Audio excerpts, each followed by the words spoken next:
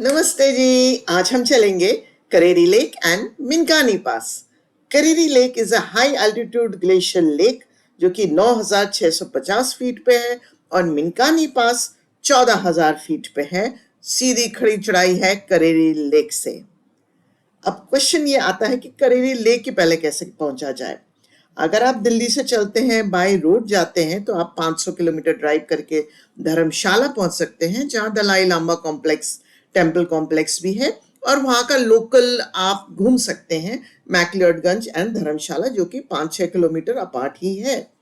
अगर आप फ्लाई करना चाहते हैं तो फिर आप एयरपोर्ट जा सकते हैं, गग्गल पे उतरिए 10 किलोमीटर, आपको फिर रोड से जाना पड़ेगा और यहाँ आप ट्रेन लीजिए पठानकोट की। वहां से आप जाइए मैक्लियोडगंज और या धर्मशाला और वहीं से आपका ट्रैक शुरू होगा करेरी लेक के लिए। करीब पहले आप वहां से थोड़े आधे घंटे का ड्राइव करके आप करेरी विलेज पहुंचेंगे। अब ये जो करेरी विलेज है, ये वहाँ पर होम स्टे भी है, पर हमने कैंपिंग करी करेरी विलेज में, क्योंकि बहुत अच्छी सी पीछे से स्ट्रीम बह रही थी और बहुत ही शुद्ध वातावरण था। तो हमने ये जो आपके सामने है मैक्लियोडगंज, यहाँ से जाके आधा किलोमीटर, आधा घंटा ड्राइव करके और हम पहुंच गए इस जगह। अलग अलग जगह से, कुछ ट्रेन से आ रहा है, कोई गाड़ी से आ रहा है, कोई फ्लाइट से आ रहा है, पर सब पहुंचे करेरी विलेज में। कुछ लोगों ने कुछ जरूरत से ज्यादा सनस्क्रीन लगा रखी है, इसलिए हमने थोड़ा लेजेंड दे दिया कि डरो मत, मैं ही हूँ। सनस्क्रीन एक्चुअली वहां शीशा बीशा तो होता नहीं है, तो हम कह भी रहे हैं कि सफेद और लग रहे मुंह, लेकिन सुने कौन। अब फिर वहां पर हमने करेरी विलेज में अपना कैंप किया। इतनी सुंदर पीछे स्ट्रीम बह रही थी कि उसमें तो काफी लोगों ने डुबकी ही लगाई और वहां से हमने एक रात वहां पर गुजारी।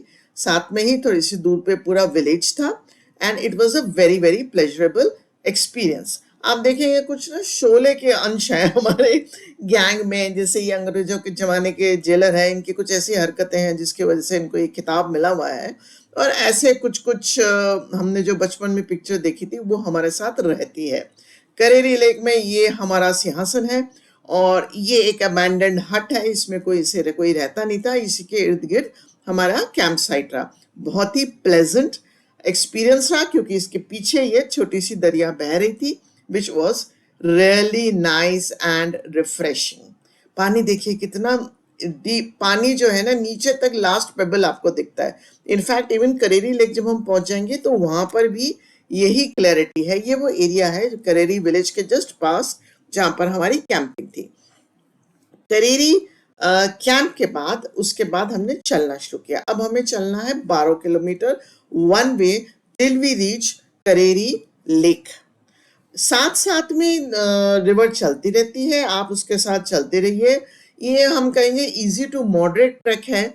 मॉडरेट इसलिए है, बीच में सीढ़ियाँ वीढ़ियाँ भी काफ़ी आती हैं, मैन मेड सीढ़ियाँ।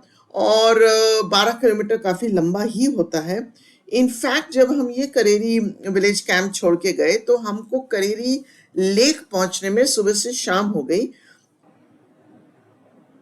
रास्ता बीच बीच में जगह जगह पे दुर्गम था और जैसे कोई बोल्डर सेक्शन आता है, एक दूसरे को सहारा देते हुए हम तो आसानी से निकल गए। एक्चुअली हमारा ग्रुप कम से कम 15-20 साल से एक साथ ट्रैक कर रहा है और हमारा जो एज रेंज है that is between 30 years to 70 years. हमें एक दूसरे की हर हरकत और हर आदत का अंदाजा है और किसको कहाँ मुश्किल होगी और कहाँ नहीं होगी। So yes, we are very proud of a group. In fact हम कभी भी एक दूसरे का साथ नहीं छोड़ते, कोई भी प्रॉब्लम होती है हम हमेशा एक दूसरे के साथ रहते हैं। हमारे लिए the journey is more important than the destination. ये कहीं चाय मिल गई थी तो यूनाइटेड वी कोलैप्स, और ऐसे हम करते करते पहुंचे एक बहुत ही खूबसूरत जगह जिसका नाम था रियोती।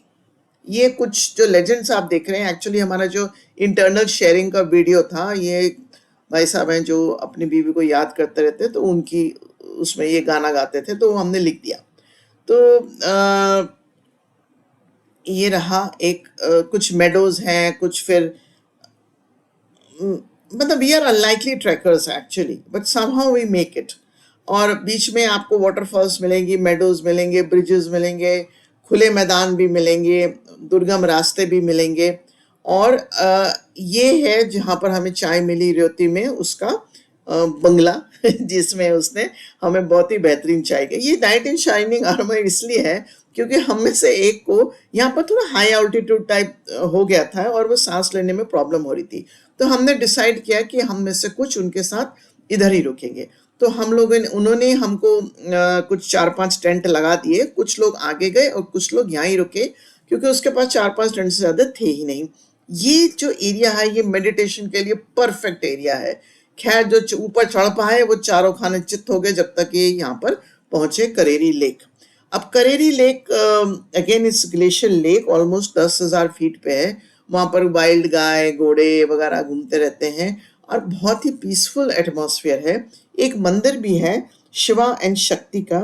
ये जो लेक है दिसंबर से मार्च अप्रैल तक फ्रोजन रहता है। हम लोग गए मई जून में। टू बी वेरी फ्रैंक हमें बहुत ज़्यादा तो ग्रीनरी दिखाई नहीं दी। हो सकता है कि सितंबर नवंबर में पोस्ट मॉनसून यहाँ की ग्रीनरी बेटर हो। इसके बाद कुछ लोगों ने अगले दिन डिसाइड किया कि अब वो मिनकानी पास जाएंगे। सो मिनकानी पास जो है एक खड़ी चढ़ाई है करेरी लेक से और जहाँ पर आप ऑलमोस्ट 10,000 फीट से सीधा आपको 4 किलोमीटर की खड़ी चढ़ाई में आप 14,000 फीट जाओगे। Minkiani pass I would not recommend anyone who is not actually train to do this kind of climbing. ये पूरा रॉकी टेरेन था, बीच बीच में फ्रोजन आइस भी था जिसमें आदमी का कभी भी पैर स्लिप हो तो काफी खतरनाक हो सकता है। लेकिन जैसे कहते हैं ना कि जब जोश हो तो फिर होश कहाँ आता है।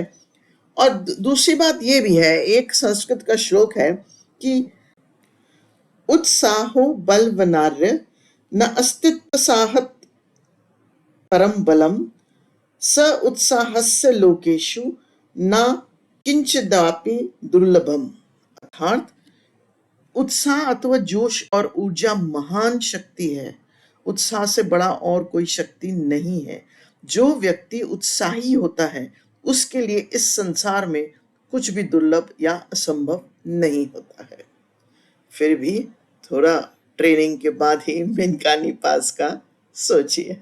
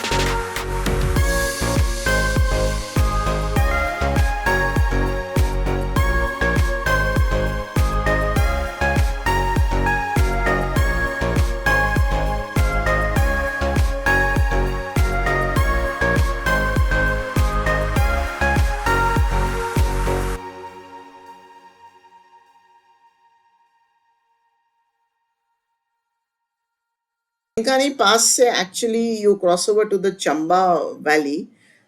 ये हमारे गैंग में बगावत का नतीजा किसी ने थोड़ा सा बना के लगा दिया है।